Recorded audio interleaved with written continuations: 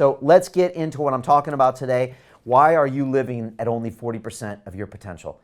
And let's talk about that, because this guy, David Goggins, was doing that for a lot of his life. He was living at 40% of your potential. And first of all, thank you for the comments here. Nikos is saying, I have to study for school more, but I don't really want to. I appreciate that, Nikos. Mark Denning says, intermittent fasting and keto. He wants to do more of that, which is great. And then becoming a better you says, I like this idea. How does someone know when they're through the 40%? These are great questions. So let's talk about this concept. And again, this comes from David Goggins, the Navy SEAL, who says most people quit at 40%. And when you first hear that, you kind of get angry and you think, what are you talking about? I quit because things are hard. I stopped running because my knee hurts. I don't work harder at work because the boss is a jerk. My relationships aren't better because my kids are stupid. You know, all these things, right? I can't make more money because the economy. This is all evidence of you quitting at 40%. And most of us live our lives much below 40%, probably at 20%. And the truth is we've got so much more capacity, but our brain stops us from going there because it wants to protect us. It thinks, no, maybe we should stay around. Maybe we need to live longer and procreate and all that stuff. But there is so much potential knowledge and greatness and amazement and wonder if you can push through that 40% to see what you're all about. And that's what David Goggins is all about. And this is two pictures of him. This is him when he was 300 pounds, before he was a Navy SEAL. His self-esteem was really low. He was working for a company that cleaned roaches and dead rats out of restaurants at night. He would literally go in there at night. He would spray for that, pick up dead animals. He has one thing where he talked about how he found a nest of roaches in the ceiling and they all fell all down his head and they all went down in through his clothes. And he had just almost had enough of his pathetic life. He was addicted to chocolate milkshakes and donuts, and his life was going nowhere. And it wasn't until he saw a documentary on Discovery Channel about the Navy SEALs that he thought, I'm going to do that. But he was 105 pounds overweight, and he needed 3 months to lose that weight to become a Navy SEAL, and he wasn't going to be able to do it. And so he had a whole journey about how he was going to lose that weight.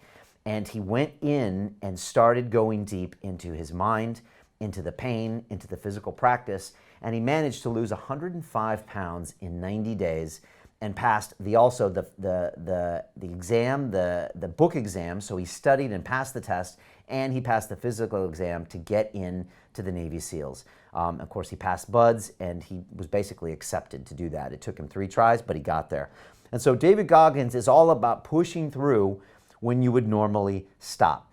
And here is a clip of David talking about this concept of how most of us are at 20%, and yet we still have this 100% that we can push through and get to. We all have two people. We all have two people. And I'm not saying you're crazy. We have the easy voice, which is that 20% telling yourself that I'm easy at 90% of my full potential, maybe 100% at that 20%. That's that voice that we all love. That's that very comfortable voice, that's that mommy holding you saying it's going to be okay. Doesn't care how good you are, just loves you. Just loves you no matter how messed up you are in life. That's where you want to be at. So that's that one voice. This other voice that we walk very far away from is a voice saying, hey man, you ain't doing shit. So we try to get this voice out of our head completely. And we live over here in this land. So what you have to do first is turn up this voice over here. The voice saying things to you that aren't nice.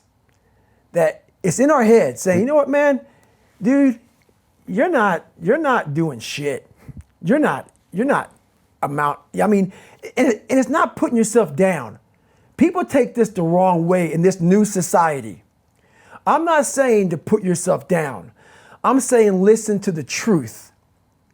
And the truth isn't in the 20%. The truth is in this other part of your brain saying, look, man, you're wasting a bunch of percentage here. We have 80 more percent that we're not tapping into, because in this other 80% is suffering, pain, failure, self-doubt, darkness, and then a whole bunch of light. But to get to this light, you got to go through all of this shit. I love watching these clips with David because he's so to the point. And like he said, a lot of us kind of want to be over here where we kind of go and want our mommy. And that's where everything's okay, and you get a big hug and you get a chocolate chip cookie. But that's not where all the glory lies. That's not really why we're here on this earth. We're here to push it closer to that 100%. So I want to ask you now, what is something right now, today, that you could do that was going to push you through your 40%? What is something uncomfortable that you can go and accomplish? And again, it could be something physical that you're avoiding. It could be something in your diet, in your job, in starting something, in a relationship. What's something that you can push through that supposed limit and try to find out what's going on the other side? And that's really important. I'd love to hear your comments. You know, I've got someone in here on YouTube that says, I'm a financial advisor. I want to be more aggressive to become the #1 producer. I appreciate that. I got someone here at Julia Institute saying, I'm pushing myself to take a course online, which is good. Just, I want you to hear any kind of messages now of how you can push yourself past this 40%. And I want to tell you a little bit about how I've been doing this in my life, because I heard David talk about this about a year and a half ago when he was speaking with Joe Rogan and a few other people on podcasts. And I thought to myself, how am I pushing through my 40%? Because for most of my life, I stopped at 40% and thought, okay, I don't want to go any further. And the truth is, London Real in itself constantly pushes me past my 40%. I am really quite an introverted person. I've never been on stage before London Real. I never spoke on camera. I never taught students. I never had to lead an organization. So for me, I'm constantly out of my comfort zone by doing this stuff. And honestly, I think that's why I started London Real. I think it was my subconscious saying, you know what? It's time for you to step up and get uncomfortable and do some things that are scary for you. And so for me, London Real is this little crucible, and every day it forces me to confront my own demons and BS and my own resistance levels, because I would rather not do a lot of that stuff. Even before I sit down with a guest, that's always still difficult and uncomfortable, and I'm always thinking, okay, how am I going to get this right? It's always a challenge for me, and I'm finding that I have so much more than I thought I did. I can get to 60%, 80%. I never thought I would be speaking on stage, doing TED Talks, being live on camera all the time, teaching students, speaking with people. It's something that's really pushed me a lot. So that's one of the ways I get out of my comfort zone, but there's also other ways. You can do it in other ways of your life, and this is just a picture of me showing just another aspect of my life. I guess we're going to pull it up here, maybe. But, you know, it's not just in business, but it's also in other aspects of your life. And so for me, personally, this was really hard. I mean, for me, most of my life, I was basically Rambo. I was going to be a solo. I was going to be unmarried and single my whole life. It was me against the world. It was all about Brian. I honestly never considered even having kids. But for me, this was pushing through my own resistance in a big way. Even having a family in my life, having other people that depended on me. When I first adopted my stepdaughter and moved in with Mariana and her daughter, that was a big step for me.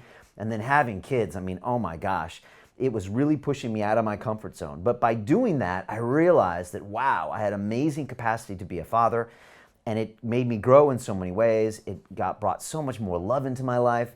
And so this is something that constantly pushes me. And if you ever think you can have everything together, try being with a bunch of 2- and 3-year-old boys bouncing off the walls. It's a great way to push through that 40% into the 60 and the 80%, and it's something that I do quite a lot. But there's actually more, because last year I was training for my very first Ironman 70.3, which was my very first endurance race, my very first triathlon, and I did it on a 100% plant-based diet. And for me, it was an incredible challenge and something I didn't even know how to start doing.